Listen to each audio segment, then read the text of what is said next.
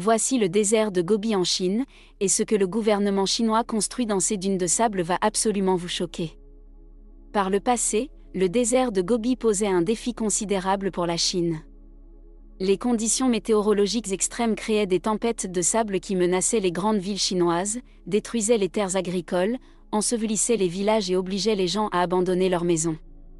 Mais aujourd'hui, la Chine prévoit d'utiliser ces dunes de sable pour abriter le dernier projet nucléaire chinois, qui pourrait complètement changer l'avenir de la Chine et de notre planète entière. Le gouvernement chinois vient d'annoncer le lancement de son premier réacteur au thorium, marquant ainsi une étape importante dans la recherche de technologies nucléaires avancées par le pays. Vous avez peut-être jamais entendu parler du thorium, mais son potentiel est révolutionnaire pour l'industrie de l'énergie. Les centrales nucléaires traditionnelles utilisent de l'uranium, mais le thorium est plus sûr, génère moins de déchets, offre une meilleure efficacité énergétique et convient à une utilisation dans des régions arides et enclavées, exactement comme le désert de Gobi. Mais voici la statistique qui rend cette annonce vraiment remarquable pour la Chine, elle possède l'un des plus grands gisements de thorium au monde. En exploitant cette ressource et en devenant le premier pays à commercialiser cette énergie, la Chine disposera d'assez d'énergie pour alimenter son pays pendant les 20 000 prochaines années. Sérieusement, 20 000 ans? Notre monde n'existera probablement plus dans 20 000 ans.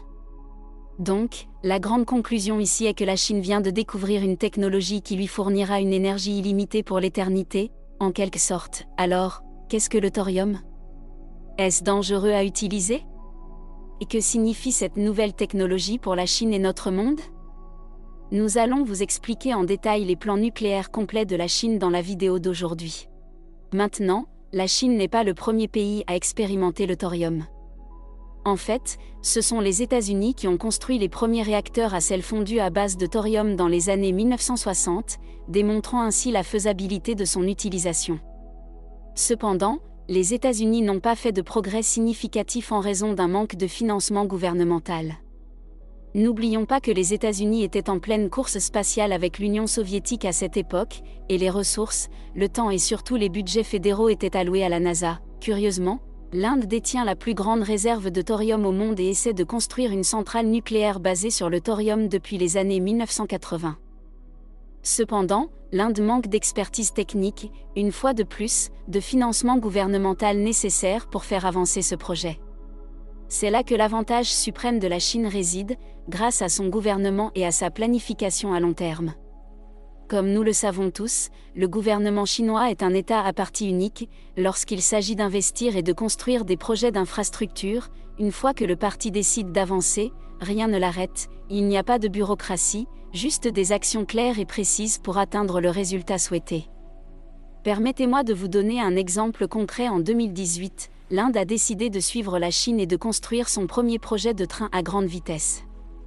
Cependant, le dernier rapport montre qu'après 5 années de construction, seulement 30% du projet ont été achevés. Le projet dépasse maintenant le budget prévu et ne devrait être terminé qu'en 2028, soit 10 ans après le début de la construction.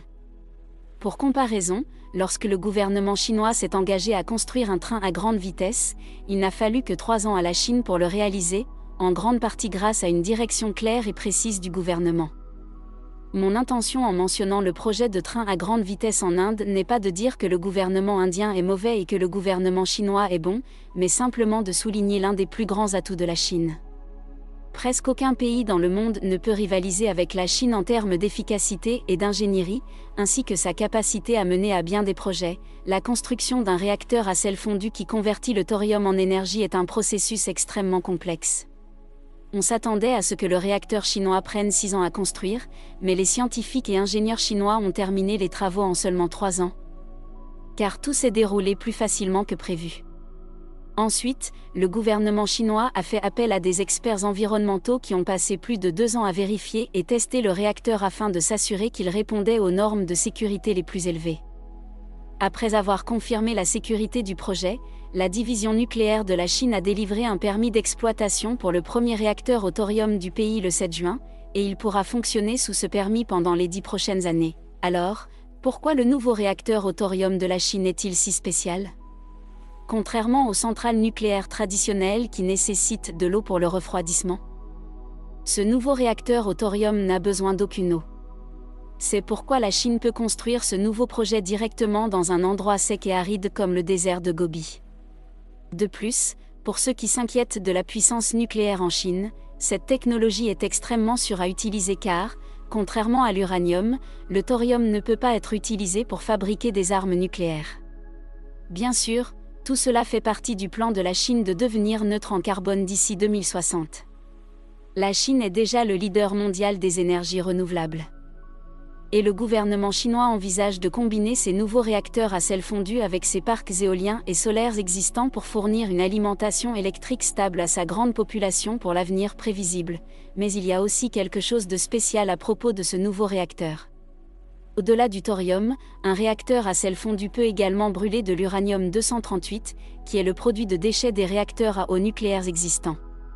Sans entrer dans les détails techniques, cela signifie simplement que la Chine peut utiliser son nouveau réacteur au thorium pour convertir les déchets nucléaires existants en une énergie propre et neutre en carbone. Encore une fois, je ne suis pas un expert en énergie nucléaire, mais le potentiel de ce nouveau réacteur est révolutionnaire et pourrait révolutionner les besoins énergétiques de la Chine pour l'avenir. En résumé, nous assistons simplement à un autre domaine où la Chine devient silencieusement et rapidement le leader mondial. La Chine a construit le réseau 5G le plus avancé au monde et travaille déjà sur la technologie 6G. La Chine exploite le réseau ferroviaire à grande vitesse le plus avancé et développé. L'année dernière, la Chine a produit 97% de la première vague de silicium utilisée dans les panneaux solaires, et tandis que les pays occidentaux cherchent à devenir plus écologiques et à réduire leur empreinte carbone. Aucune entreprise dans le monde ne peut produire de véhicules électriques sans la technologie des batteries de la Chine, et que dire des véhicules électriques eux-mêmes ? Eh bien, la semaine dernière seulement, le président de Ford a admis que les États-Unis ne peuvent pas encore rivaliser avec la Chine en matière de véhicules électriques. L'idée principale que je veux que vous reteniez de la vidéo d'aujourd'hui est que la Chine est une partie intégrante de notre économie mondiale et si nous sommes intelligents, nous devrions chercher des moyens de collaborer avec la Chine, car c'est la Chine qui invente les technologies futures qui changeront notre monde. Je veux dire, voici un article fascinant du New York Times qui est sorti la semaine dernière, expliquant pourquoi le réseau électrique américain n'est pas prêt. Dans la transition énergétique, tout comme en politique, les États-Unis sont divisés par leur réseau électrique. Ce réseau est séparé en 3 zones distinctes, l'Ouest, l'Est et enfin le Texas. Chacune de ces zones est ensuite subdivisée en opérateurs régionaux qui rivalisent entre eux pour réaliser des bénéfices. Ce réseau énergétique fragmenté constitue désormais le plus grand obstacle auquel les États-Unis font face dans leurs efforts de lutte contre le changement climatique. Sans système intégré, les États-Unis ne peuvent pas exploiter pleinement l'énergie éolienne et solaire afin de réduire leur empreinte carbone. En revanche, la Chine exploite 2 réseaux, un dans le nord et un dans le sud. Ces 2 réseaux ont été synchronisés en 2005, et en 2011, chaque province de Chine a été interconnectée dans un seul système. Cela confère un énorme avantage à la Chine, qui est ainsi devenue le premier producteur d'énergie renouvelable au monde. Grâce à un réseau connecté, la Chine peut répondre à ses besoins énergétiques grâce à une combinaison d'énergie éolienne, solaire, nucléaire et désormais de thorium. Maintenant, recentrons cette conversation sur l'importance du développement nucléaire en Chine non seulement pour l'avenir du pays, mais aussi pour l'avenir du monde. Les 16 derniers mois nous ont appris à quel point l'énergie est cruciale dans notre économie mondiale. Avec l'invasion de l'Ukraine par la Russie, les pays européens se retrouvent au cœur de la pire crise énergétique depuis plus de 50 ans. Alors que ces pays luttent pour se détacher du géant russe du gaz naturel, de nombreux pays européens continuent d'acheter du gaz russe, mais à un prix près de 3 fois plus élevé et par le biais d'un marché secondaire, via des pays comme l'Inde.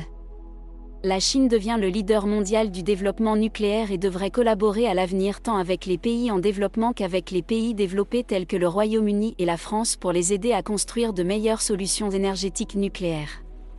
Mais pourquoi le Royaume-Uni et la France ? Parce que ces 2 pays sont déterminés à augmenter leurs besoins en énergie nucléaire afin de compenser leurs émissions de carbone. Le gouvernement britannique vise à tripler sa capacité nucléaire d'ici 2050 afin de satisfaire 25% des besoins énergétiques du pays. Pendant ce temps, le président français Macron, qui entretient de bonnes relations avec le gouvernement chinois et cherche à établir des partenariats plus étroits avec Pékin, a annoncé l'année dernière des projets visant à construire 6 autres réacteurs nucléaires, avec une option pour 8 réacteurs supplémentaires. Actuellement, la France tire environ 70% de son électricité de sources nucléaires. Malgré le besoin et le désir d'utiliser l'énergie nucléaire, les pays occidentaux accusent un retard en matière de technologie nucléaire, de fabrication d'équipements et de construction. Sur les 31 réacteurs nucléaires dont la construction a commencé depuis 2017, seuls 4 ne sont pas de conception russe ou chinoise. La Chine a commencé à produire de l'énergie nucléaire en 1991, mais en seulement 3 décennies, elle est devenue l'un des acteurs les plus importants de l'industrie et détient probablement les clés de l'avenir. Le nouveau réacteur à sel de thorium liquide dans le désert de Gobi va changer la donne pour la Chine, et si les pays occidentaux sont intelligents, ils mettront de côté leurs différences politiques, embrasseront la technologie chinoise et résoudront ensemble leurs besoins énergétiques complexes. Il reste à voir si les politiciens occidentaux pourront prendre cette décision, mais une chose est certaine, le gouvernement chinois est pleinement engagé à faire de cette production d'énergie une priorité absolue, et lorsque cela se produit, cela signifie généralement que cela se concrétise. Merci à tous de m'avoir accordé du temps aujourd'hui sur YouTube, merci à tous pour votre soutien continu, et j'ai hâte de vous voir dans notre prochaine vidéo très bientôt.